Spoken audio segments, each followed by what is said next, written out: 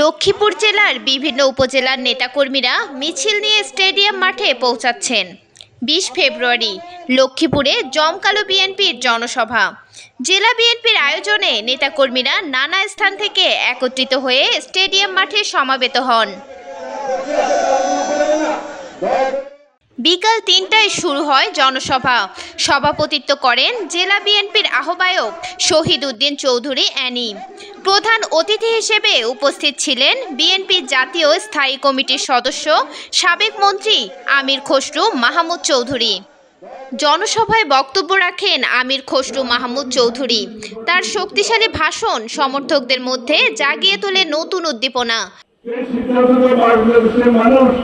আগামী নির্বাচনে কোন দলের যদি সেটা তাদের ইচ্ছা থাকে সেই ইচ্ছা নিয়ে তারা জনগণকে বুঝতে হবে, ভোটের মাধ্যমে ম্যান্ডেট দিয়ে সংসদে পাস করতে হবে। নেতাকর্মীদের মুখে হাসি, উচ্ছ্বাসের মধ্যে জনসভাটি পরিণত হয় এক স্রোতে। লক্ষ্মীপুরে বিএনপির জনসভা হয়ে ওঠে ইতিহাসের অংশ, যেখানে হাজার হাজার মানুষের সমাগম এই রাজনৈতিক শক্তিকে আরো দৃঢ় করে। বিশেষ অতিথি ছিলেন কেন্দ্রীয় যুবদলের সভাপতি মোনায়েম মুন্না সহ বিএনপির কেন্দ্রীয় সহযোগী সংগঠনের অন্যান্য নেতারা। এছাড়া জনসভায় আরও উপস্থিত ছিলেন জেলা বিএনপি যুগ্ম আহ্বায়ক অ্যাডভোকেট হাসিবুর রহমান সহ জেলা যুবদল, উপজেলা যুবদল, জেলা ছাত্রদল, স্বেচ্ছাসেবী দল, কৃষক দলের নেতাকর্মীরা।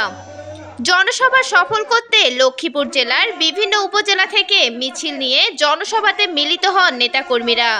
জনসভাটি জনস্রোতে পরিণত হয়েছে। দেখা যায় নেতাকর্মীদের চোখে মুখে হাসি।